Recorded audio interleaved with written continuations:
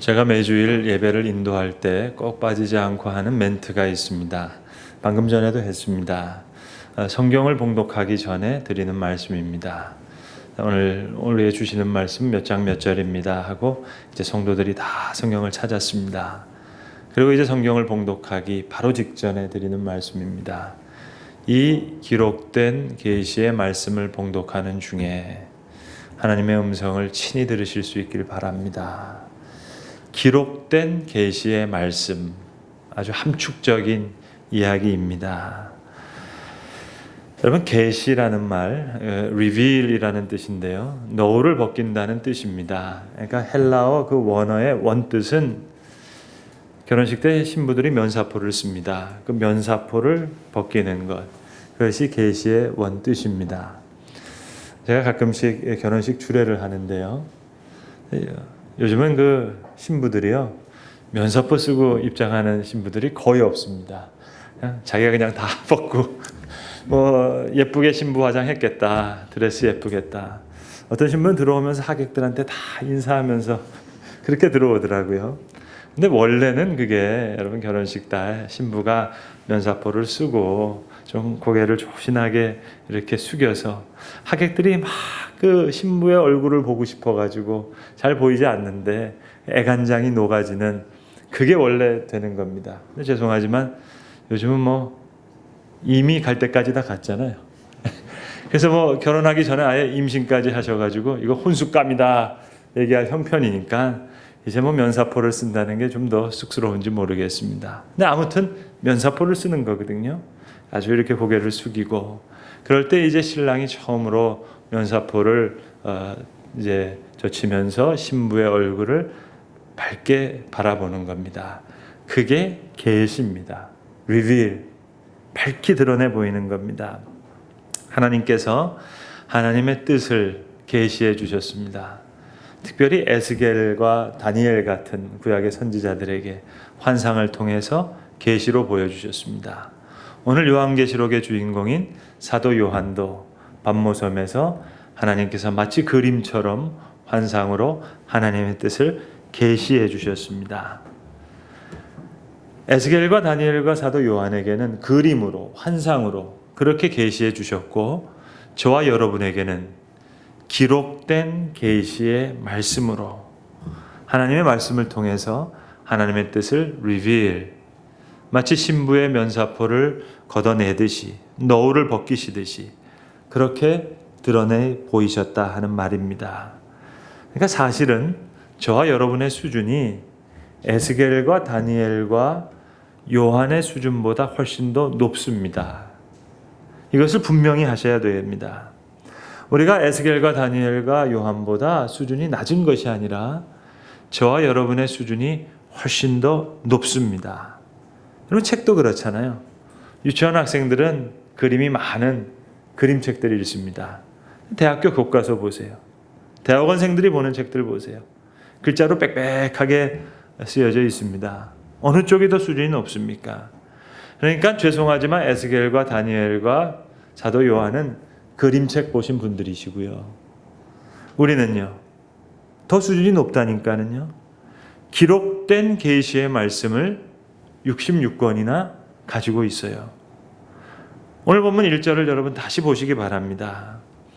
지금 요한계시록의 주인공이 사도 요한이 아니라는 겁니다.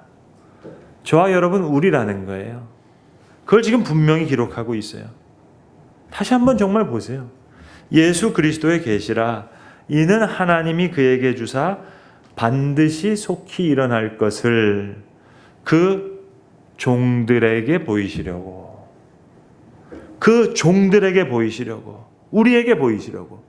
우리가 주인공이라니까는요. 하나님께서 우리들에게 보이시려고, 종들, 단수가 아닙니다. 복수입니다.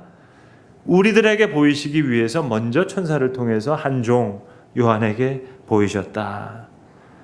요한에게 계시하신 그 목적이 우리에게 있다는 겁니다. 그래서 오늘 요한이 우리를 서브하는 거예요. 봉사하고 계시는 겁니다. 에스겔과 다니엘도 그들의 환상을 통해서 우리를 서브하는 거예요. 그래서 그림을 통해 보여주셨던 그들의 계시를 이제 우리는 기록된 계시의 말씀을 통해 하나님께서 당신의 뜻을 노를 벗기듯이 reveal, 드러내 보이시는 겁니다. 그러니까 저와 여러분은 계시를 본 사람들이에요. 아니, 오늘 계시를 보는 사람들이에요. 에스겔과 다니엘과 요한만 계시를 본 사람들이 아니에요. 우리도 역시 계시를 본 사람입니다. 그런 의미에서 여러분, 우리가 계시받은 사람이에요. 계시받았다 그러니까 자꾸 어디 산속으로 들어가겠다고 용한 기도원 찾아가서 자꾸 꿈꾸시면서 하나님 만나시려고 하는데, 여러분, 물론 하나님께서 꿈을 통해서 말씀하실 때가 있어요. 저에게도 그런 경험이 있어요. 확실한 경험. 꿈인지 환상인지 모르지만 그 어떤 순간에 하나님께서 분명한 뜻을 알려주실 때가 있어요. 야곱도 그렇잖아요. 꿈 가운데, 베델에서 꿈을 꾸는 가운데 하늘에서 사닥다리가 내려와서 천사가 오르락 내리락 하는 바는 그런 경험이 있습니다.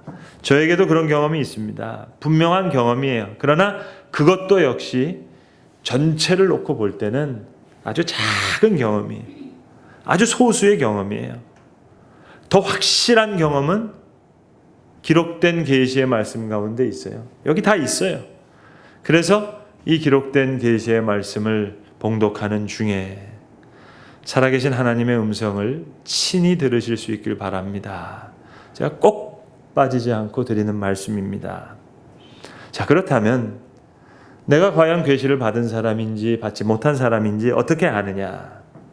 오늘 그 이야기를 여러분과 함께 나누고자 합니다. 계시를 본 사람, 그가 누구냐는 겁니다. 여러분, 계시를 받은 사람의 가장 큰 특징, 그것은 뭔고 하니 결정적인 미래를 아는 사람들이에요. 그게 꿈인지 환상인지 말씀인지 그게 중요한 게 아니에요. 결정적인 미래를 100% 알아요. 확실히 200% 300% 확실한 결정적인 미래를 알아요. 그게 계시를 본 사람들의 가장 중요한 확실한 요소입니다. 99.99%라도 안 돼요. 100%야지 돼요. 200% 확실한 결정적인 미래를 아는 자, 그가 계시를 본 사람들입니다. 에스겔, 다니엘, 요한 다른 사람들이 아니에요. 결정적인 미래를 안 사람이에요. 공교롭게도 저희가 수요 사경의 시간에 요한계시록을 보고 있는데 거의 다 봤습니다. 그리고 새벽 기도 시간에는 여러 달 걸쳐서 이제 에스겔서를 다 보다가 지금 이제 다니엘서를 이제 거의 다 끝나게 되는데, 그러다 보니까 계시의 특징이 너무 확연하게 드러나는 거예요. 너무 확실해요. 사람들은 다니엘 그러면 사자굴에 들어갔다 나온 사람, 늘 기도했던 사람, 용기 있는 사람, 느부갓네살 왕 그 꿈을 해몽한 사람, 벨사살 왕한테 이 벽에 그려졌던 그 글씨를 해독한 사람, 아주 대단한 그 능력이 있는 사람으로 그렇게 해석하려고 하는 경향이 있는데 그게 아니고요. 다니엘은 다른 사람 아닙니다. 딱 하나, 결정적인 미래를 안 사람이에요. 여러분, 다니엘서를 읽어보시면 다니엘서 6장까지의 내용하고 7장부터 내용은 전혀 다릅니다. 6장까지 내용은 역사적으로 순서대로 기록한 거예요.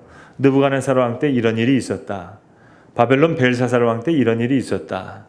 바벨론이 다 멸망하고 나서 이어서 된 페르시아 왕 가운데, 자, 이제 그때 왕 다리오 왕한테 다니엘이 이런 일들을 겪었다 하는 내용들이고, 그리고 7장부터의 내용은 다니엘이 받은 환상에 대한 내용이에요. 근데 이게 순서적으로 엮여 있지가 않아요.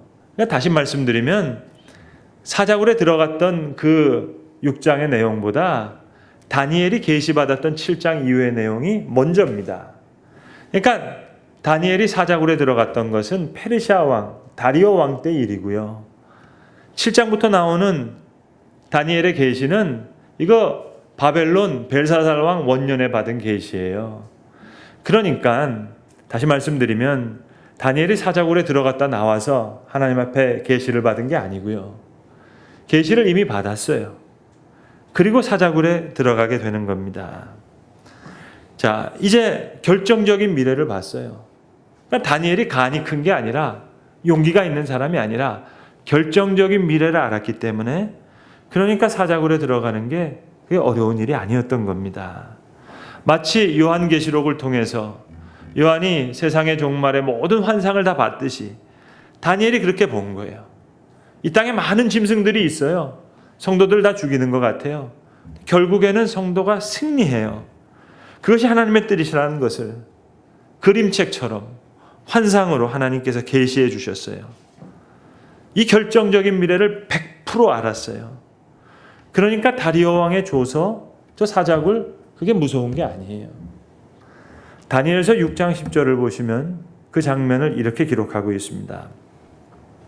다니엘이 이 조서에 왕의 어인이 찍힌 것을 알고도 자기 집에 돌아가 윗방에 올라가 예루살렘을 향한 창문을 열고 전에 하던 대로 하루 3번씩 무릎을 꿇고 기도하며 그의 하나님께 감사하였더라.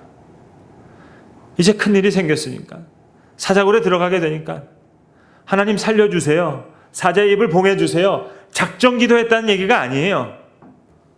전에 하던 대로 그의 하나님 앞에 감사하였더라. 근데 우리는 자꾸 내 아들 서울대학교 합격시키기 위해서 다니엘 학습법 뭐 이런 걸 자꾸 만들어내요. 그리고 다니엘 작정기도, 40일 작정기도. 여러분, 다니엘은 작정기도 한 사람이 아니라니까는요. 딱 하나, 하나님께서 오메가 포인트를 보여주셨어요. 이 세상이 어떻게 된다는 것, 마지막 그 끝을 알았어요. 끝에 가서 성도들이 승리하는 그 환상을 계시로 봤어요. 그러니까 이제 사자굴에 들어가서 죽어도 괜찮은 거예요. 사자굴에 들어가지 말게 해주세요, 사자 입을 봉해주세요, 작정기도 한 게 아니에요. 여러분, 다니엘이 이 조서에 왕의 도장이 찍힌 것을 알고도 자기 집에 돌아가서 윗방에 올라가 예루살렘을 향한 창문을 열고 전에 하던 대로 하루 3번씩 무릎을 꿇고 기도하며 그의 하나님 앞에 감사하였더라. 결정적 미래를 아는 사람입니다. 다니엘 학습법 아니에요. 다니엘이 작정기도 했다는 얘기가 아니에요. 결정적 미래를 알기에 늘 하던 대로 하나님 앞에 감사하였더라. 울부짖었다는 얘기가 아닙니다. 살려주세요 하고 외쳤다는 얘기가 아니에요. 그의 하나님 앞에 감사하였더라. 그의 친구 사드락과 메삭과 아벳느고가 풀무불에 들어가게 되는데 그들이 이렇게 얘기해요. 하나님께서 우리를 구원하지 아니하실지라도, 그리 아니하실지라도 우린 풀무불에 들어가겠습니다. 왜요? 결정적인 미래를 아는 거예요. 남보다 간이 컸다는 얘기가 아니에요. 다니엘이 남달리 용감스러운 용기 있던 사람, 그 얘기가 아닙니다. 결정적인 미래를 알았어요. 아니, 결정적인 미래를 하나님께서 보여주셨어요. 그것뿐이에요. 에스겔은 제사장입니다. 그런데 바벨론에 포로 왔어요. 제사장 출신이 바벨론 포로 왔는데 할 수 있는 일이 뭐가 있겠어요? 예루살렘 벌써 다 무너졌는데, 성전 다 망했는데, 근데 하나님께서 그 에스겔에게 환상을 보여주시는 거예요. 에스겔의 골짜기에서 마른 뼈들이 막 살아나는 거예요. 그뿐만이 아닙니다. 성전이 다시 지어지는 환상을 보여주는 거예요.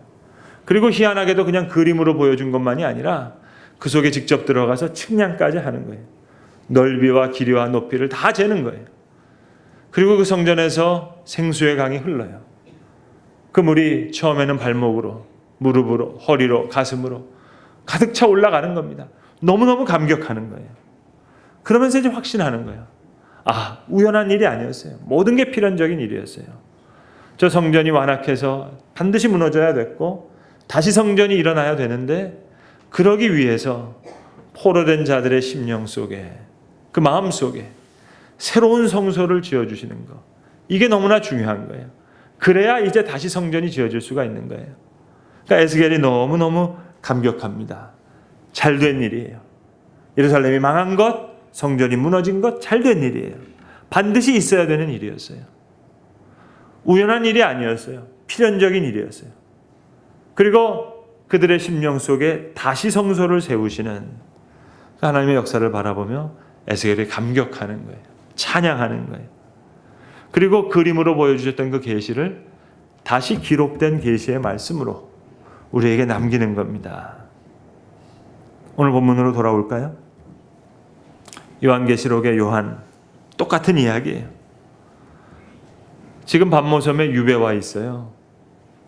초대교회는 지금 큰 환난 가운데 있어요. 많은 성도들이 지금 순교당하고 있어요. 근데 알파와 오메가 되신 하나님께서, 처음과 끝이 되신 하나님께서, 시작과 나중이 되신 하나님께서 속히 될 일, 끝에 될 일을 다 보여주시는 거예요. 환상으로 계시로 보여주신 그것을 오늘 기록된 계시의 말씀으로 남겼어요. 우리를 돕고 있는 거예요. 에스겔과 다니엘이 우리를 돕듯이 요한이 우리를 돕고 있어요. 우리에게 보이시려고, 종들에게 보이시려고 요한에게 먼저 보이신 것, 그것을 증언한다. 그래서 오늘 본문 3절은 다시 이렇게 말합니다. 이 예언의 말씀을 듣는 자와 읽는 자와 그 가운데 기록된 것을 지키는 자는 복이 있나니. 에스겔과 다니엘과 요한만 계시를 본 사람이 아니에요. 저와 여러분이 계시를 본 사람이에요. 아니, 우리가 더 확실한 계시의 사람들이에요. 자, 그런데 문제는 이겁니다. 계시를 본 사람들인데 이 땅에는 사자굴은 사자굴대로 있고 풀무불은 풀무불대로 있고 노예의 아픔이 되어 있고 포로의 어려운 사정이 있고 순교의 아픔이 있는 거예요. 계시를 본 사람에게도 현실의 문제는 고스란히 그대로 남아 있어요. 이게 우리의 신앙의 구조예요. 이론적으로 그래요. 구조적으로 그래요. 예수님 하울로 승천하셨어요. 인자가 구름을 타고 오는 것을 너희가 보리라 하셨는데 아직 안 오셨어요. 그러니까 하늘을 올라봐야 텅 빈 하늘 뿐이에요. 그럴 수밖에 없어요. 그런데 우리의 심령의 보혜사 성령께서 우리를 위해서 오늘도 말할 수 없는 탄식으로 우리를 위해서 친히 간구해 주시고 중보하시고 계세요. 그러니까 하늘은 텅 비어 있고 우리 앞에는 사자굴과 풀무불이에요. 노예고 포로고 순교예요. 그런데 우리의 심령은 달라요. 계시로 가득 차 있어요. 노을을 벗겨듯이 하나님께서 벗겨주셨어요. 그 결정적 미래를 확실하게 보여주셨어요. 살아가는 구조는 힘든 구조예요. 구조적으로 그래요. 이론적으로 그래요. 그런데 우리가 그 길을 걷는 겁니다. 말씀과 성령의 역사의 증인으로서, 그리스도의 계시의 증인으로서 계시를 봤어요. 여러분들은 계시를 본 사람들이에요. 목사님, 저 꿈 안 꿨는데요. 환상 본 적 없는데요. 그게 아니고요, 여러분. 에스겔과 다니엘과 요한이 환상을 보고 그 계시를 기록된 계시의 말씀으로 남겼잖아요. 그러니까 우리는 계시를 본 사람들이에요. 이 계시를 뚜렷이 봤어요. 우리로 하여금 저들과 같이 계시를 본 사람으로 살게 하시려고 목적은 우리에게 있었어요. 자, 그래서 에스겔과 다니엘과 요한이 갑이 아니고요. 저와 여러분이 갑이에요. 오늘 우리가 갑이라는 것을 오늘 계시록 첫 장 첫 절에서 확실하게 밝혀주시는 거예요. 반드시 속히 일어날 일들을 그 종들에게 보이시려고, 우리에게 보이시려고, 그게 목적입니다. 여러분, 다시 묻습니다. 계시를 보셨어요? 봤지요? 오늘도 계시를 받고 사세요? 그렇죠. 확실히 보면서 살아갑니다. 우리는 계시의 사람들이에요. 사주팔자 이야기가 아니고요. 무당 점쟁이 이야기가 아니고요. 몇 프로 맞춘다는 얘기가 아니고요. 확실한 주님의 뜻, 저 앞에 약속하신 승리, 저 앞에 약속하신 생명, 영원한 세계, 주께서 계시하신, 친히 드러내 보이신 그 계시를 마치 직접 두 눈으로 보는 사람처럼 살아가는 사람들. 그래서 오늘 이 계시의 말씀을 읽는 자와 듣는 자와 그 가운데 기록된 것을 지키는 자는 복이 있나니. 아멘이죠. 정말 아멘이죠. 지난 월요일 날 전화 한 통을 받았습니다. 서울에 사시는 권사님이신데 사시는 모습을 이렇게 보면 죄송합니다만 독거노인 사는 모습처럼 그렇게 사시는 분이세요. 드시는 것도 형편없고 눈도 잘 보이지 않습니다. 지난달에 제가 말씀드렸던 우리 에덴 낙원 부활교회 땅 얻도록 재정적으로 가장 큰 도움 주신 그분이신데 그 권사님이 저에게 전화를 주신 거예요. 한쪽 눈은 원래 안 보이셨고 다른 한쪽 눈도 이제 거의 보이질 않아요.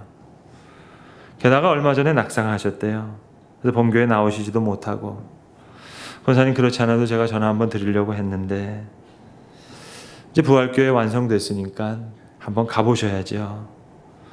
그리고 제가 그 최사관님이라고 하는 구세군 교회들은 교회를 교회라고 부르지 않고 요즘에는 교회라고 원래 영문이라고 불렀습니다. 그럼 목사님을 목사님으로 부르지 않고 사관이라고 부르는데 그 권사님 사시는 허름한 작은 집이 바로 이 서울에 있는 조그마한 구세군 영문 그 마당하고 붙어있는 집이에요. 작은 구세군 교회인데 제가 그 최사관님한테 부탁을 해서 권사님을 좀 살펴보시라고 그렇게 이제 부탁을 드렸었습니다. 그래서 제가 사관님하고 그 다음날 다시 통화하면서 사관님 저희 교회가 다 이렇게 지어졌습니다.